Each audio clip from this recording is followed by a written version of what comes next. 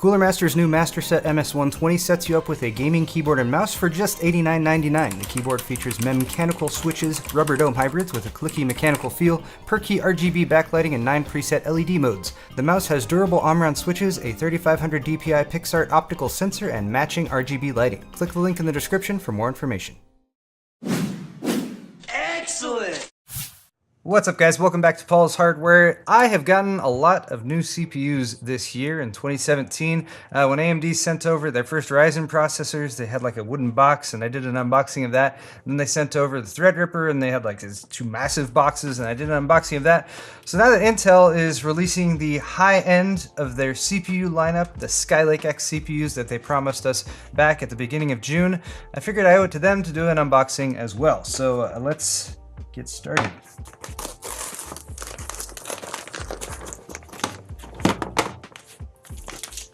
Okay. See, we have two black boxes here. One says 16 for the 16-core 7960X, and 18, which I have to assume is for the 18-core 7980XE, the Extreme Edition. Of course, the old school core stat packaging.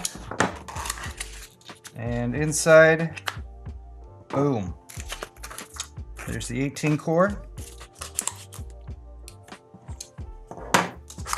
and the 16 core. But I guess that's pretty much all there is to it. Thanks for watching, guys. Okay, I'll be honest. I did think it was kind of funny, the difference between the Intel packaging and the AMD packaging. I do not care how well my 16-core and 18-core processors are actually packaged. And unboxings are, you know, they're fun, but they don't really matter when it comes to performance. So I was getting ready to test these, and I started to unbox this right here, which happens coincidentally to show up at the same time, the ROG Rampage 6 Extreme R6E, which is the top end of the X299 chipset LGA 2066 motherboards from ASUS. So I started to get this out of the box so I could test these processors, and I realized, you know, this is kind of a unique experience. It's a $650 motherboard. The only other motherboards available right now, the most expensive one is $500, $650 for this one, and it's currently available for pre-order, at least as of the filming of this video, from B&H. So I figured, since I got my unboxing shirt on anyway, why don't I give you guys the experience of unboxing the most expensive X299 motherboard that's currently available, and show you what actually you get in the package, what gives ASUS the audacity to think they can charge $650 for this thing. So the first thing when you open the box is you actually get this extra fold-out flap. ASUS has been doing this recently with their motherboards, and it says "Welcome to the Republic," since you are now joining a distinct new government, which is run by ASUS. They have an island somewhere, I'm told. I don't really know the details, but from what I understand, if I get my thetan levels up enough, then I actually get to visit or something like that. Beyond that, we got the motherboard, of course. It's in a little cardboard packaging, and I'm actually going to come back to that in just a moment. Other than that, we have a set of stickers: Do Not Disturb, ROG, Choice of Gamers, etc. They have sort of a soft metallic sheen to them, which is very pleasant to the eye. So put those up on the door of your bedroom so that your parents know not to bother you, I guess is the point of those. Inside we have accessories, and this hopefully is where, you know, you're going to see a lot of added value when it comes to this type of motherboard. Now, all these are in plastic packaging, so give me a minute and I'm going to take it all out.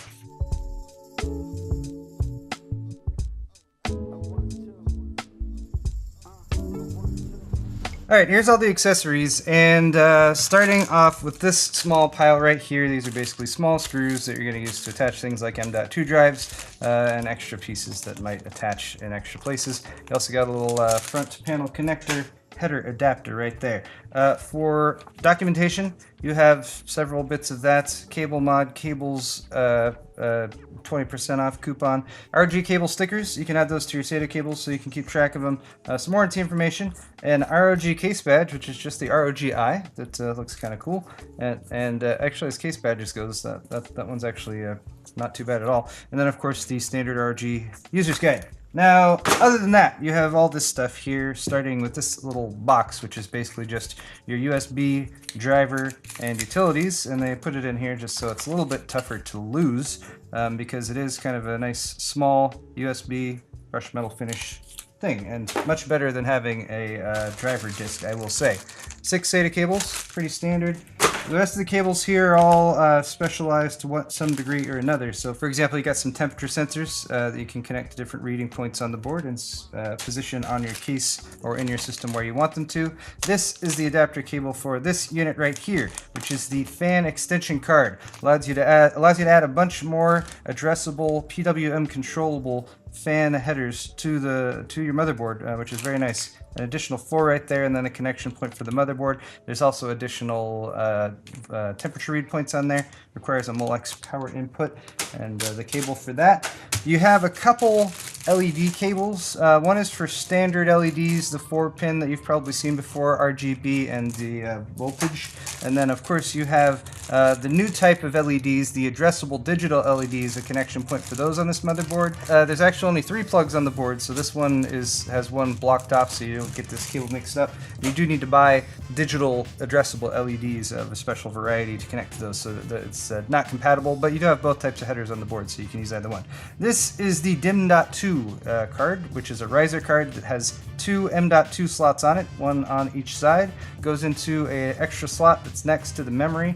I'll show you that in just a second, so I'll keep that one out. Alright, from what I can deduce, this is a DIMM.2 fan mount. So you can add a fan, like an active fan or something, and mount it to your DIMM.2 slot. That's interesting and new. Haven't tried it out before. It looks like they have a couple different VGA brackets, the little holders, and actually this one has our ROG logo on it and a little bit of etching on the side. It's kind of cool, so if you're having problems with GPU sag, those should help you out. You get 3 SLI bridges. You get a 3-way, you get a double-spaced 2-way, and you get a 4-way. So they must not have chatted with NVIDIA about the lack of support for 3-way and 4-way SLI recently, but you do get a nice rigid black bracket, black finish NVIDIA SLI logo ROG bridge right there. Not quite as fancy as the ones that you buy from them that have the LED lights on them, but there you go. Finally, a couple antenna, because you do have multiple Wi-Fi radios on this device, 802.11ac, and then of course, that cup holder. It's really nice. It's not a cup holder. It's a, what do you call those? Anyway, I'm just gonna call it a POG. I like POGs. And here's the motherboard itself. This was actually where I got into when I decided that I should do this unboxing video. So, by the way, let me know, guys, if this was a good idea or not, because I kind of debated about it in my head for a little bit. I was like, is this something that people would even be interested in? But I can only do it like before I actually use the board. Once the board gets set up and everything, there's kind of a lot less point to doing this, because it's got to be fresh. It's got to still have all the plastic on it, like this board still has. So the first thing you guys might be able to see, well, not really, but from that side at least, is it's got a fixed I/O shield on the back. So I'm gonna peel that off of there, and that is pretty nice, I must say. I/O shields can be a pain in the butt, especially if you forget them. So the fixed one is sort of a new trend we've seen once or twice before in the Zenith, for example, also from ASUS. But let me just get some of this here plastic off. Now you might notice a lot of what looks like silver finish on the top here, but this actually has those digital LEDs going along the edge. And I will hopefully have this all set up fairly soon, so I can hopefully also give you guys some footage of that. But the LEDs kind of shoot across here, and they look really cool. And there's actually some like texture underneath there that you can't see unless the lights are actually on, which also looks pretty kind of unique and cool. I mean, granted, completely an aesthetic feature, does nothing for the performance of the board. So for anyone who hates that, you know, I see where you're coming from. But a lot of people who are investing in a board like this are planning to build a system that they want to make look really good as well as perform really good. So RGB LEDs have people keep buying them, so the manufacturers are going to keep making stuff with them as long as people keep buying them. I think I've gotten all the plastic parts off of this, I think.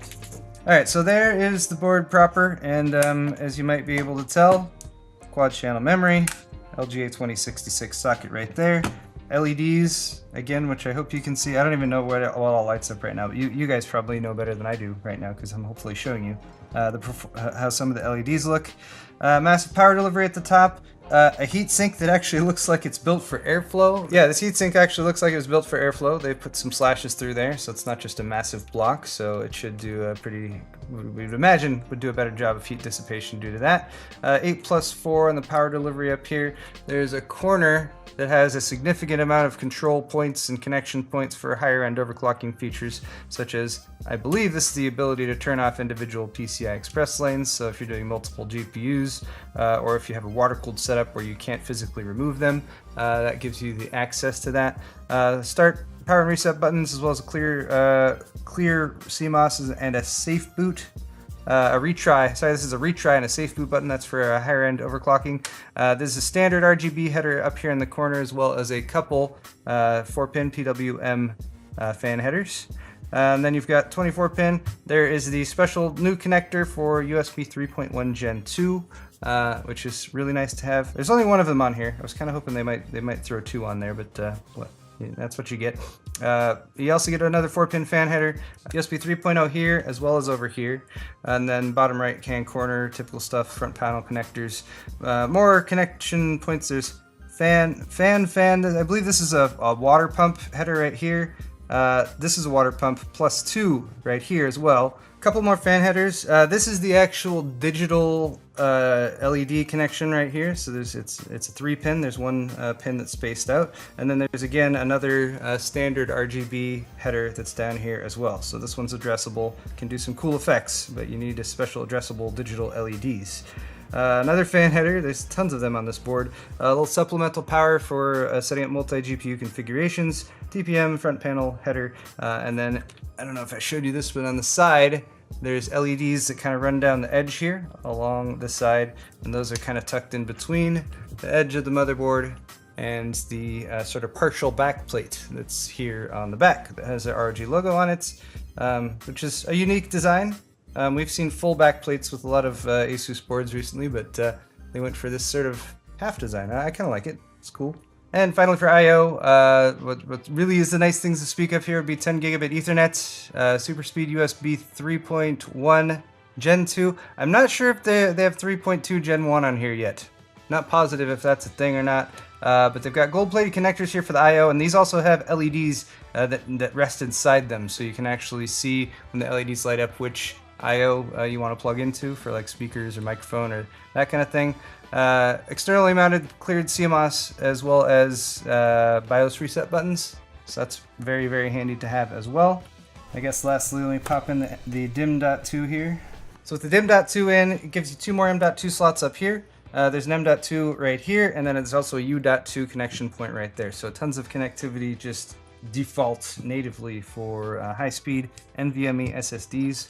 And that's really kind of what you're probably going to be interested in. Oh, also eATX, did I mention that? It's an eATX, the extra wide form factor, giving you additional space for activities. So there you go, guys. This has been a quick unboxing and a quick overview. Real quick before I go, Tiny Tom Logan over at OC3D has actually done a much more in-depth review of this motherboard where he actually tests it and stuff like that. So highly recommend checking that out if you're interested in a little bit more on this motherboard than my granted kind of lightweight unboxing and quick overview of features that I've given you guys right now. So I'll post a link to that in the description. Check it out if you're interested. Thank you so much for watching this video, guys. And again, let me know if unboxings are worth it at all to you, because I'm still doing them here and there. I'm trying to make them only products that are a little bit more unique or have something special about them. But that's all I have the time for today. I'm going to actually get started testing these processors, but that video is probably going to go up before this one, so you've probably already seen it.